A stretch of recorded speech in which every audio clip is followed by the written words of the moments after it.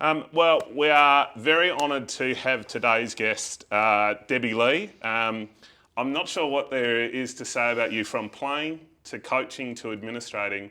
You are an absolute trailblazer in the game, so thank you for joining us on Shifting the Goalposts. No, thanks for having me. I guess the first question is we'll start from the beginning and work through your career, or careers, I should say. How did you get into football and what was the spark that drove your love of the game that it is now?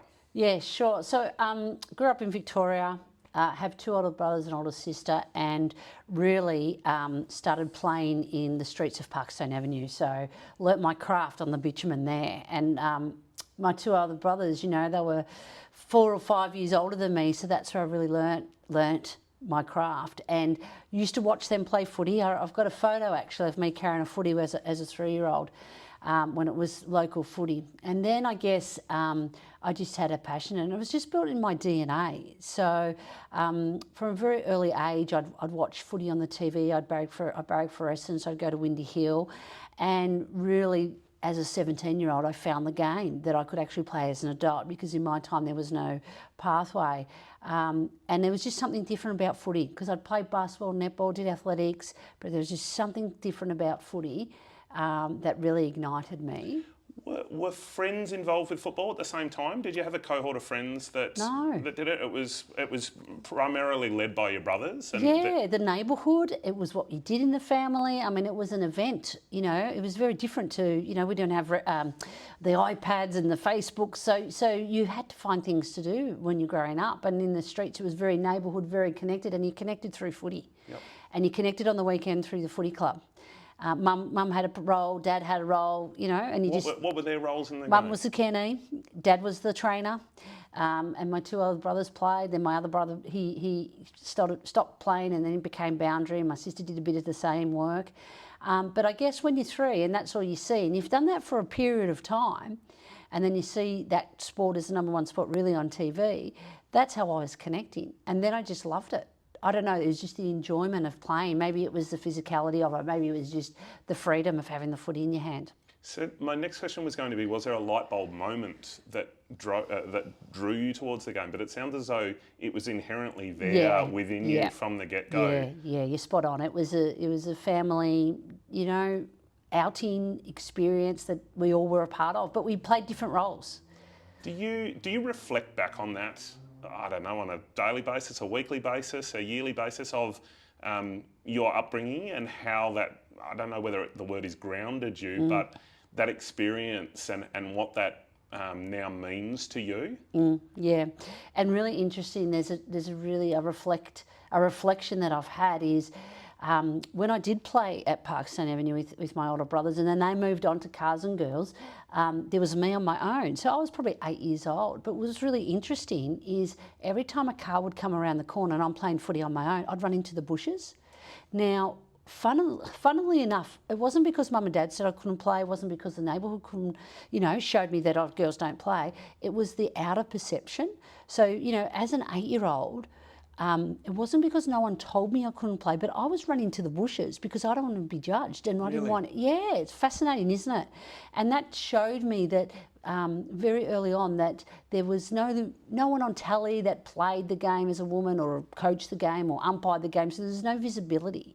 And I think from a very early age, that's also started to become part of my drive. To make it that visibility. To make it visible and have the opportunity, because very early on I thought everyone could play footy. I didn't know any different until the outer world said, hey, no, you know, I wasn't even able when I was in grade 5 and 6 allowed on the oval because I was a girl. Really? Yeah. So it extended to even that far? Yeah. So I talked to my son about that, and he's 8, and he just blows his mind, you know, as an 8-year-old. He's like, what do you mean?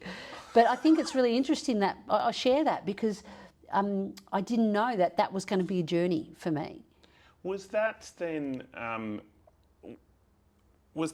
suppose, a significant, I don't know whether the word is challenge or drawback, or did they go hand in hand as you grew up?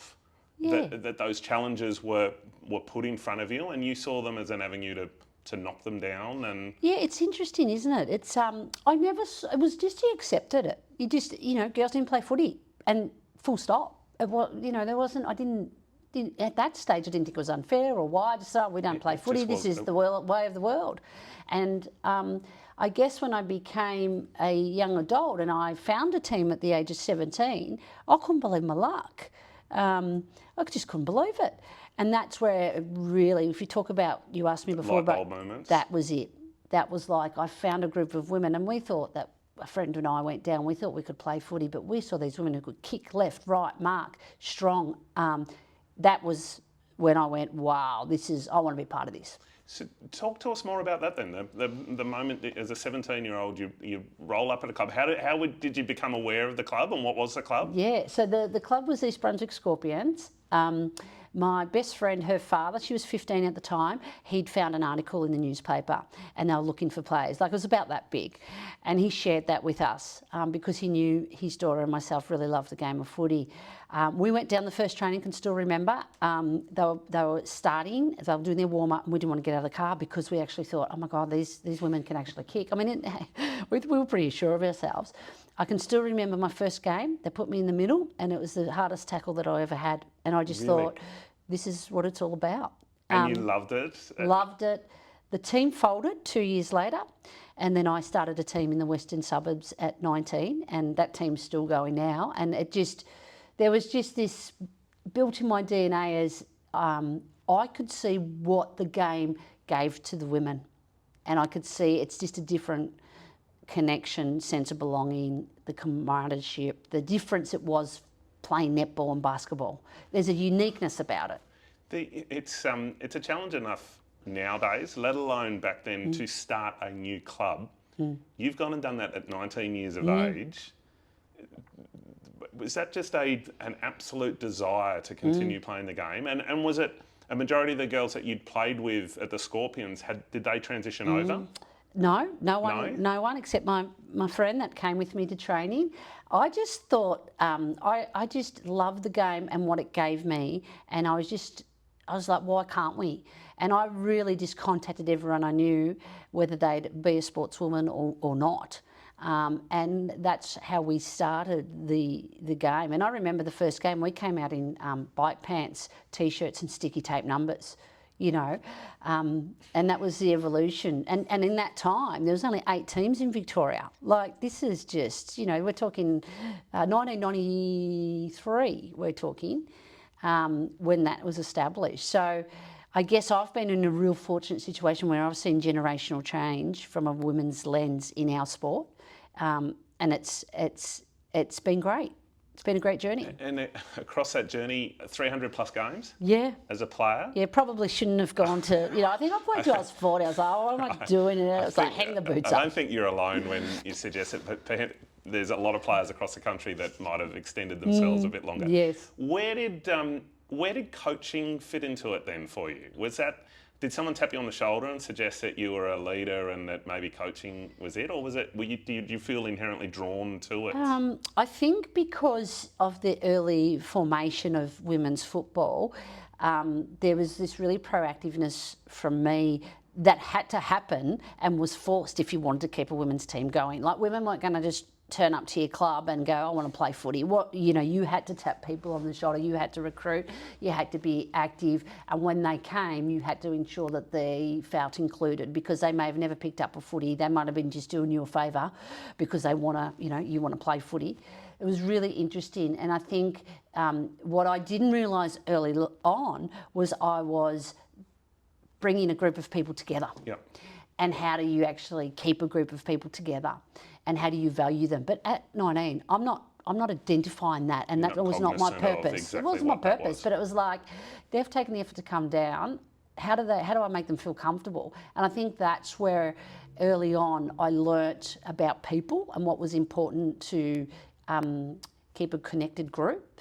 And then obviously there's that expectation where you play a number of games that you are a great coach, and I don't think I was a great coach. You say that now. I say that with a bit of perspective. Yes. Would you have said that about yourself at the time? I would have just said, I'm doing the best I can. Yep. And I think what I was doing is I was mimicking the coaching experiences I had. Which was what? it was dominating. It was the yelling of the coach. It wasn't ownership to the player. It wasn't engagement of the player. It was, this is how we're doing My it. way or the highway. Correct, which I absolutely now shutter, and I don't think there's a place, in my view, for that now. I think you've got to have a plan, but a shared vision and engagement is going to be the way forward. But yeah, I think I tried to do the best I could, but looking back now, and if I was to coach now, I'd be completely opposite.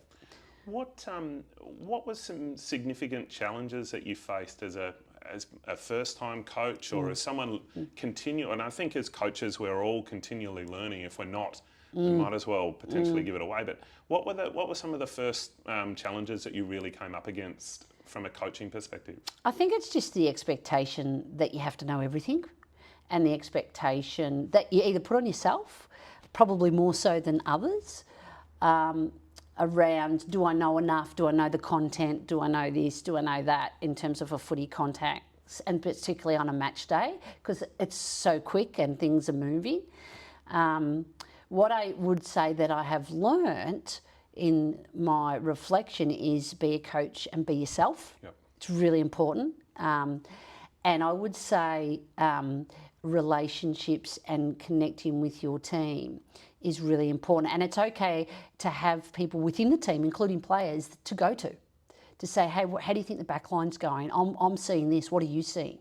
And I think that is a collaborative approach, is a much better way to get success. And your success might look different. It might not be the silverware. It might be, I've retained my 30 women or men for the last 5 years, and people just want to keep coming to our club. So yeah, it's really, really interesting around how I would navigate coaching. Did you have contemporaries then, or friends or teammates that you would seek feedback? Absolutely. Were they honest? And, Absolutely. And that obviously worked for you from a learning perspective?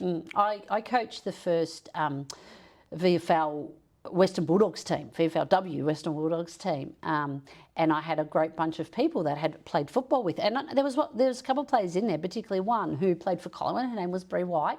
She was an AFLW player. She had great knowledge. She had more knowledge than me, and she certainly, we worked in collaboration. And what we found is, I felt that my strength was getting the group together and believing and selling the message, let's say, but she was very good on technical point. Yep. So how did we work together in ensuring that we could be the best combination to give great experience?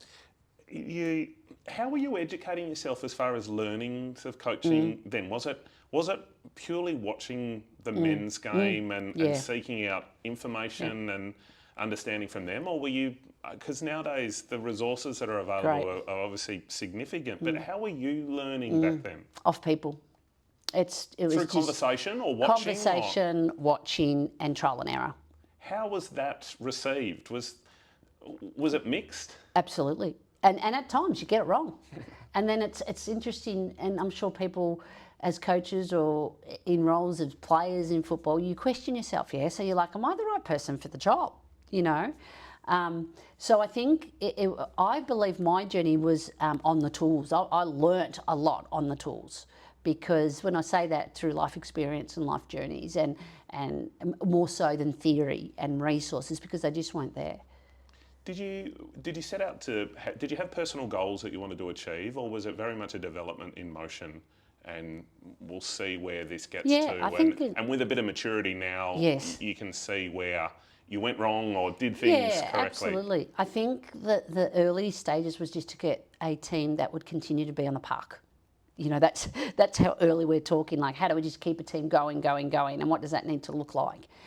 And environment was really important for us, because we were almost a community within the community, because in the early 90s, women didn't play footy. It's not like it was seen today. So you knew that people came to watch really to make fun. If you were just a bystander, unless you were a relative or a partner, it was different. But that was okay, because it wasn't okay, but it galvanised the women's footy community.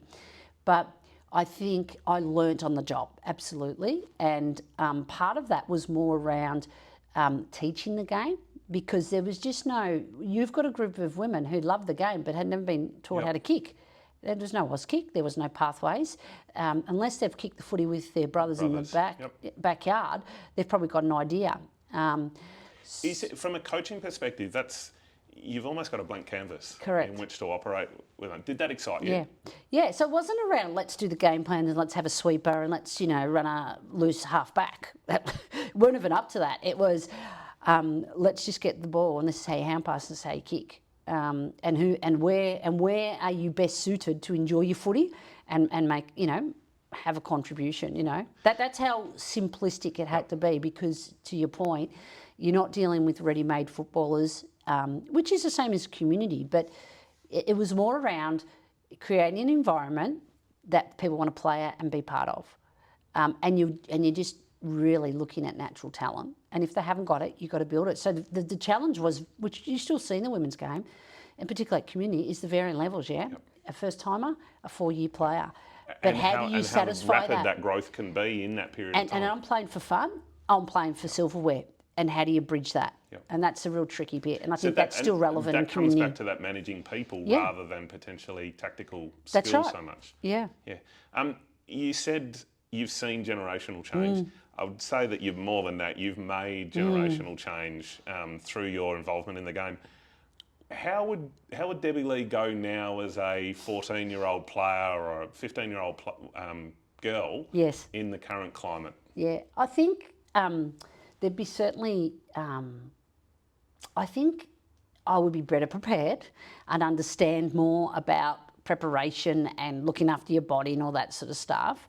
I was known as a player, I was quite physical, and I think that came from the craft when I was, playing with my older brothers. Because people, if you talk to people, they go, oh, I remember you, and I'm like, oh God, what's going to come out next? And it's all linked to, I was quite a physical player. I wasn't a talented player. I wasn't a Daisy Pearce or Erin Phillips or, a Mon Conti, but certainly could find the footy. So I think I would, if I had what the girls had now, I'd have a better understanding of the game in terms of positional and all that sort of stuff.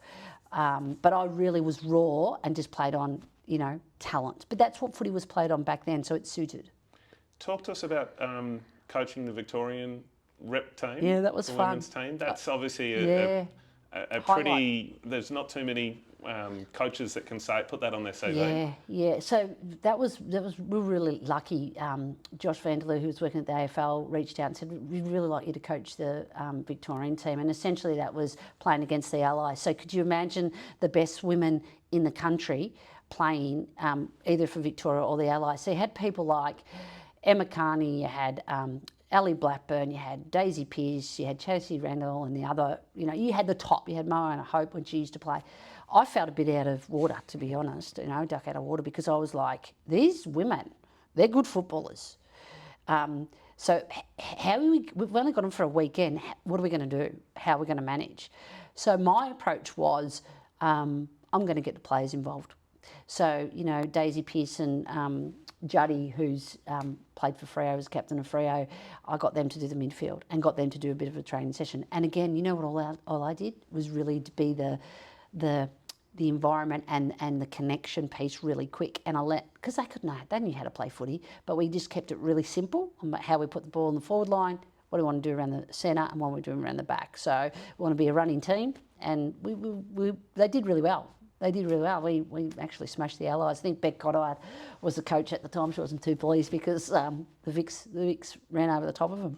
But that's a skill in itself, in that as a coach, being able to identify the skill sets in the room and utilise those as your tools rather than simply coming in and imparting your personality or your philosophy onto a group that is arguably already doing it at that level. Correct. Well, it's all about selfishly, how could they help me as well? Yep. And not to have that arrogancy or that expectation of yourself that, no, I'm the coach and you're going to do this. It's about, hey, you're really good. You've been playing the midfield for, Daisy Pearce, you're a legend at this. Do you want to come up with what you think is going to work for this group? And Juddy and Daisy, we gave them some time and off they went, and then they presented to the group. And it's an important thing for any group is that ownership. Absolutely. Well, you've got to have that balance. Yeah, you've got to have direction. You've got to have conversation. At the end, if there's two, competing theories, you've got to be the one to call it out. But I think in anything we do, we've got to bring people on the journey and have ownership, because then they believe in it, and then they've made a contribution to it. So it's not the coach's fault or the coach's mistake or whatever you want to describe it as. It's a team. Okay, we tried this, we didn't work, so how are we going to work through it? And I think now you see that the challenge with that is just making sure you've got the right voices and not someone dominating, but that your role as a coach is how do you invite people in. It's important. But I think it's about being comfortable with it's okay for you not to be the one that has to know everything and in control. And I think sometimes we see that at community level with coaches that fill gaps through either voice or action, when in actual fact you're right in it. It's okay to say I don't know the answer or I need to learn that, or does anyone else know that? And show some vulnerability. And I reckon if you think you know how to manage 30 different women or men, there'd be very few people that could do that. And I think good coaches can identify, I'm not getting through to this player, but I reckon the vice captain can, and they're good mates. I reckon if I go through that channel. I think if you know your players in terms of not just that surface bit, but that would be something that I would suggest and encourage coaches to do. Rather than, how many goals have we kicked, or how many hand passes, or, tackles have we done, at training. What are you doing to bring the group together? Crystal ball time. Yes. With your role at the AFL, you are able to pull a few levers here and there. Yes. Where do you see women's football in the next 5 years, 10 years? Well, what I hope to see, and my role at the moment, is to advance women in community footy. So what that means is the four main buckets: umpiring, coaching, participation, playing the game, and also in leadership. So what I would like to see in the next 5 years, if we look at that lens, is have more women umpires and coaches. Not just in the women's space, but in the men's space. I'd love to see a couple of women at AFL level coaching, and I think there is Alicia Eva, for instance. She's an amazing coach. She's with the GWS, so she's actually ticked that box. I shouldn't say tick that box, she's actually doing that really well, and in the men's program. So how do we grow that pool and the visibility? From a coaching perspective, I just want to see more visibility, and normalise it. Often I hear people make comments and people say, oh, there's just no depth in women's coaching. And I challenge that, because I think the difference is women like to be tapped on the shoulder. There's some magnificent coaches out there. How do we actually invite them in? And I think we bring a different lens. And I think it would be great for any community footy club to have males and females working side by side. So for anyone watching this, it's an opportunity to tap someone that you know that you think can coach. But what advice have you got for a young girl or a female that wants to step into coaching? What are the golden nuggets that you've learnt across your career as far as starting coaching? Yeah. So first, I would say just be yourself. Like, don't try to conform. I mean, bring yourself and have a look at what you're good at and play to those strengths. I know that's a bit of a play on that everyone sort of says. Don't be afraid to ask for help. It's okay. There's no expectation. Coaches, even at the AFL level, they still have their mentors. They still have their go-to people. Find someone who is going to support you, and don't be afraid to actually ask for help. That would be another thing. And then create your opportunities. I think one of the things that we don't do really well, because we don't want to impede our time on others, is we don't actually go, hey, this is what I want to do, can you help me? So if you frame up a question like that, I find most people are really well intended and will go, yeah, well, why don't you come down training? So let people know what you want to do and where you want to get to. And I suppose that probably leads into where you think community and community clubs can assist those young coaches coming through. That's creating that environment that is going to support, nourish and encourage them. Yeah. I think that the co-coaching is a real key for that. And sometimes, and what will happen is the person that is co-coaching, they'll learn something too. Yep. Because everyone will bring something different. So it is challenging being a coach. It's taxing. It's time consuming. You are giving. You are giving of others, and you're making others better. But I think the reward is, and while we've got so many coaches in this state and so many coaches in communities, coaches do also get a sense of satisfaction. And I think when you see that player, and it may be related to footy, it may not, but you see that player grow in confidence. That's the golden nuggets. That's the satisfaction. And I I think. think that sometimes can be lost on the week by week basis of who have we got next week or season, as opposed to extending it out a bit more and seeing the development of not only a footballer but also an individual. And you might coach a young group 1 year, 10 years later you see them and able to ask or see where they actually are in life. Yeah, the impact of, you can't discount the impact of coaches in not just footy but in life. And that can be good, bad or indifferent, yeah?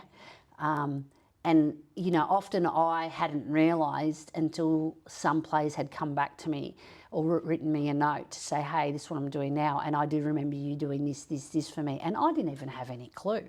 And it was a shame at that young age as a coach, I didn't realise my behaviours and how I interacted actually had, in some instances, a profound impact on, and there'd be possible people that probably in a negative context too, but I guess if I had have just realised it's more than coaching, not that we asked for that, I may have changed my approach and be equipped a little bit better. Who has been your biggest supporter or mentor? It's probably something that we haven't mentioned is having someone to lean on or ask those questions.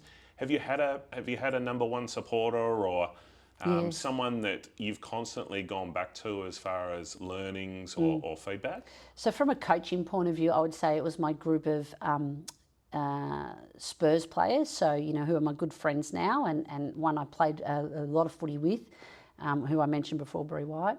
I would say from a industry point of view, Jen Watt is definitely one who is the current CEO of North Melbourne, and she was my boss while I was at Melbourne for 8 years, and she was probably the first woman that I'd seen really be able to mix it with the man, but be herself, be strong, be funny, and really, she's really smart and has great impact on the industry.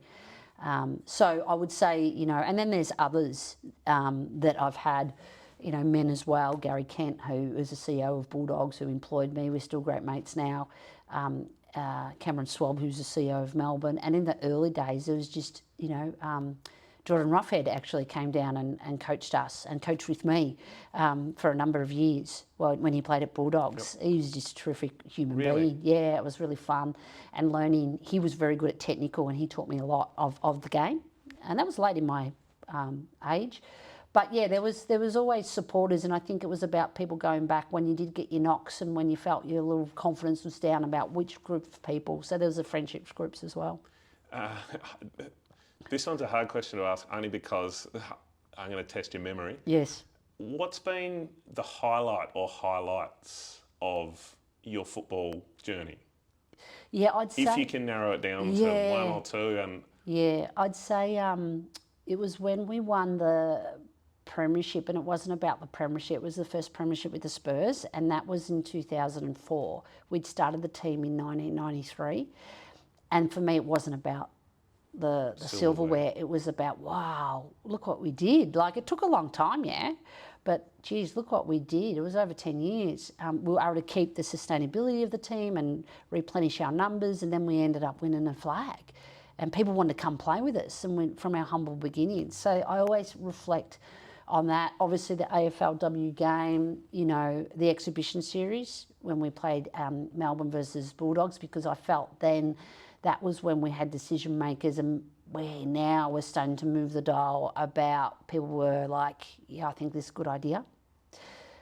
So there was stuff there. The personal accolades, they're nice, but I would say the more team aspect and just, yeah, the formation of the Spurs in the 90s to get to where we did, I have fond memories of that. Well, you've been an absolute pioneer from effectively the start of where women's football began. And I hope to anyone that's watched this or sees or listens to this, just gathers something from your vast knowledge. And we thank you so much for joining us on Shifting the Goalposts. No, it's great. Thanks for having me on.